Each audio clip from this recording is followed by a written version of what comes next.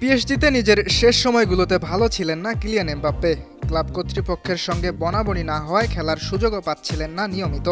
তাই রিয়াল মাদ্রিদে যোগ দিয়েই সেই কঠিন সময়ের দিকে তাকিয়ে এমবাপ্পে জানালেন এখন নিজেকে মুক্ত মনে হচ্ছে। লুক্সেমবার্গের বিপক্ষে প্রীতি ম্যাচ খেলতে ফ্রান্স জাতীয় দলের সঙ্গে আছেন এমবাপ্পে। ম্যাচের আগে দলের হয়ে সংবাদ সম্মেলনে এসেছিলেন তিনি, আর সেখানে স্বাভাবিকভাবেই ফরাসি তারকার পিএসজি ছেড়ে রিয়াল মাদ্রিদে যোগদানের প্রসঙ্গ উঠেছিল। গত মৌসুম শেষে পিএসজিতে নতুন চুক্তি না করা নিয়ে ক্লাবটির সভাপতি নাসের আল খেলাইফির সঙ্গে বিবাদে জড়িয়েছিলেন এমবাপ্পে। এরপরই পিএসজির পক্ষ থেকে বলা হয়েছিল তাকে খেলার সুযোগ দেওয়া হবে না, কিন্তু কোচ লুইস এনরিকে ও ক্রীড়া সম্পাদক লুইস কম্পোস এমবাপ্পেকে রক্ষা করেছেন। তারা আমাকে বুঝিয়ে দিয়েছিল আমি পিএসজির হয়ে খেলতে পারবো না।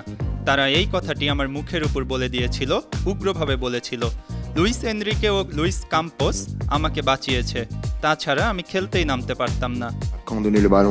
এমবাপ্পের এমন মন্তব্যের পর পিএসজির পক্ষ থেকে সরাসরি কোনো প্রতিক্রিয়া জানানো হয়নি। তবে ক্লাবটির ঘনিষ্ঠ এক সূত্র বার্তা সংস্থা এএফপিকে বলেছে এমবাপ্পের এমন মন্তব্যের পর পিএসজি মনে করছে তার কোনো মর্যাদাবোধ নেই। দল নিয়ে কোনো ব্যাপারেই নাসের আল খেলাইফি নাক গলান না। লুইস এনরিকে নিজেও একথা বলেছেন, কিন্তু তারপরও এমবাপ্পে কিছু বললেই লোকজন সেটি সত্য ভেবে ছাপায়।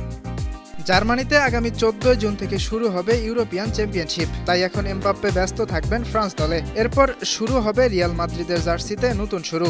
ফরাসি তারকা সেই সময়টির জন্য মুখিয়ে আছেন। ইয়াসির আরাফাত সবুজ, 52 টিভি।